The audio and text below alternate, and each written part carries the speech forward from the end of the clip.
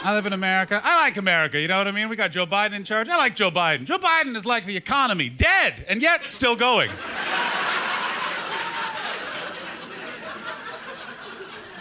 And it's like, if I rode COVID out in Los Angeles, California. If you think, you don't know.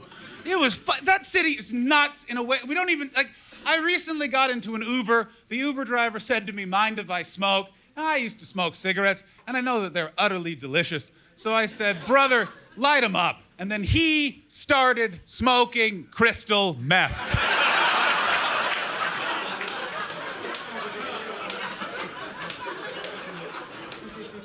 It's one of those things where, here's a little insight into who I am as a person, that when he started smoking crystal meth, I didn't go, hey, put that out. All I thought was, well, John, this is your fault.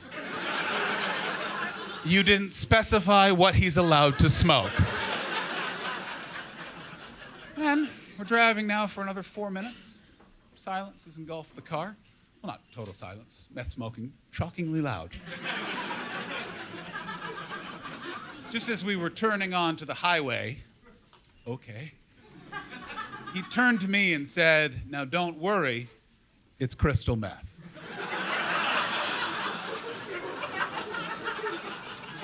Which has led me every day, from that day to this, to wonder, what did he think I thought he was doing that warranted a clarification? He's up there smoking crystal meth, a drug so dark it gave us Breaking Bad and Better Call Saul. A drug so bad for you, your teeth will fall out, you'll have hallucinations for the rest of your life, and you'll have permanent scabby skin until you die. And this guy is ingesting that chemical while driving me professionally, and his only thought is, oh, I don't want this guy thinking I'm vaping, I better say something.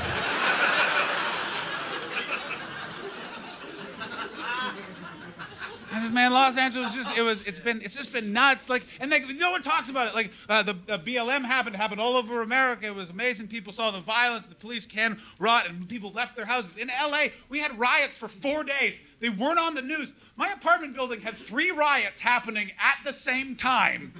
Do you know how weird that feeling is? That if someone had come to me and gone, the rioters have gotten in the building, I would have had to say, you're gonna need to be more specific.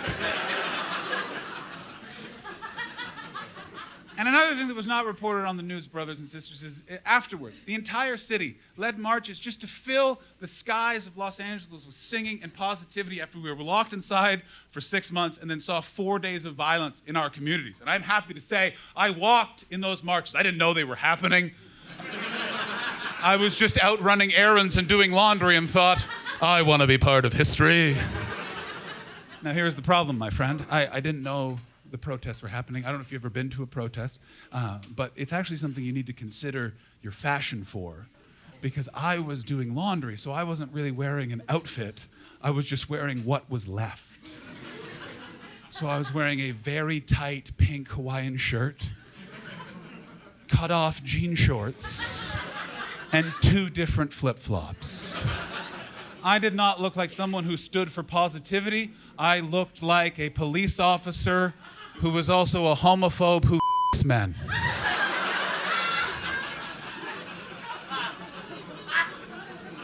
Now, my brothers and sisters, this is politically charged times. Not all of you would ever go to a march or a protest. I suggest you go to a march or a protest one time in your life for no other reason than a march or a protest is the best place to hear someone try and get a chant started and then fail.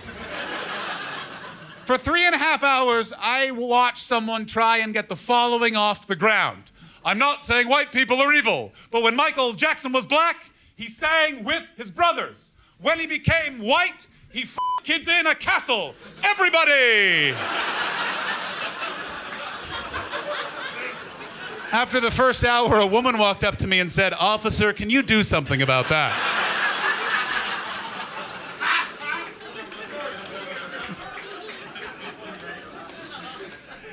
I just want to point out I got an applause break and a guy in a mustache goatee just went, "Wasn't ready for that one."